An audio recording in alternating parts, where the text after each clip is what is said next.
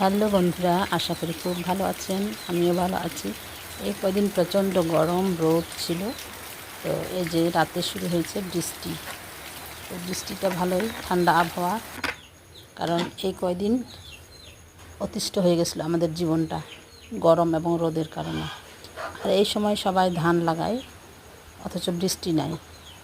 কিন্তু আজকে মুষলধারায় বৃষ্টি, সারা রাত ধরে বৃষ্টি হয়েছে।